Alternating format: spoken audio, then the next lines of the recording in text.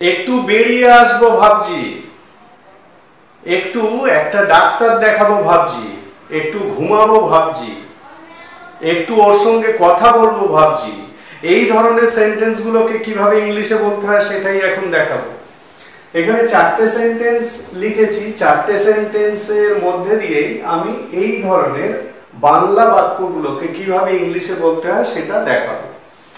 এখানে দেখো, এখানে যে অ্যাকশনটার কথা বলা হয়েছে সেটা হচ্ছে ভাবছি, মানে কাজ। যে কাজের কথা বলা হয়েছে সেটা হচ্ছে ভাবছি, মানে আমি ভাবছি।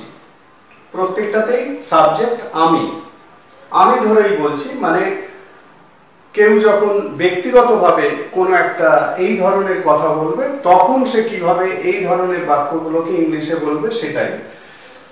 এখানে তাহলে অ্যাকশনটা হলো, মানে যে কাজের কথা বলা হচ্ছে সেটা হচ্ছে ভাবছি, মানে ভাবা।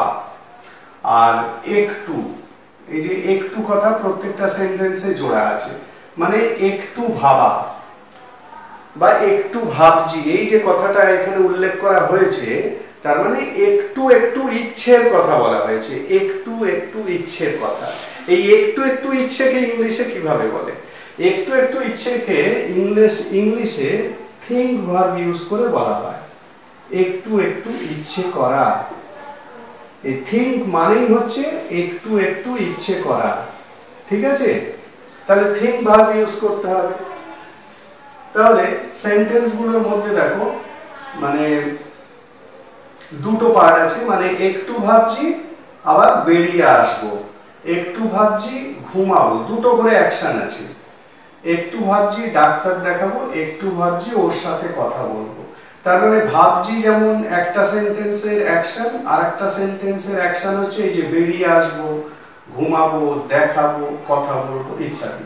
তাহলে এই সেন্টেন্স গুলোকে এইভাবে তোমাদেরকে ইংলিশে বলতে হবে। তার মানে আই, যেহেতু আমি বলছি কথাটা, আই থিঙ্ক মানে আমার একটু একটু ইচ্ছা করছে, আই থিঙ্ক মানে আমার একটু একটু ইচ্ছা করছে। I think I will go for a walk. I think I will go for a walk, একটু বেরিয়ে আসবো ভাবছি, I think I will go for a walk. পরেরটা একটু ঘুমাবো ভাবছি, একইভাবে একটু ইচ্ছা করছে, তাহলে আই থিঙ্ক, থিঙ্ক মানে একটু ইচ্ছে করা, I think I will slip, I think I will slip, ঠিক আছে? একটু ঘুমাবো ভাবছি, একটু একজন ডাক্তার দেখাবো ভাবছি, তার মানে আই থিঙ্ক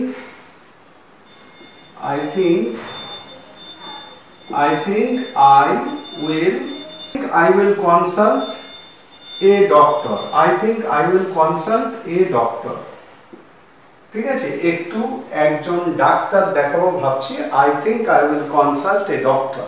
পরেরটা একটু ওর সাথে কথা বলবো ভাবছি, তার মানে একটু ইচ্ছা করছে, I think I will talk to him, ঠিক আছে? তাহলে বুঝতে পারলে এই ধরনের খুব সহজ বাক্য, এই ধরনের খুব সহজ বাংলা বাক্যকে ইংলিশে কিভাবে বলতে হয়। এখানে যে কথাটা উল্লেখযোগ্য, যে কথাটার উপর তোমাদের মানে তোমাদেরকে মনে রাখতে হবে সেটা হলো একটু একটু ইচ্ছে করা। এই একটু একটু ইচ্ছে করাকে ইংলিশে থিঙ্ক বলা হয়, মানে থিঙ্ক ভার্ব দিয়ে সেটাকে বলা হয়। তাহলে ওই একটু বেরিয়ে আসবো ভাবছি মানে বেরিয়ে আসার ইচ্ছেটা একটু একটু আছে, সেই কারণে ইংলিশে বলা হচ্ছে I think I will go for a walk.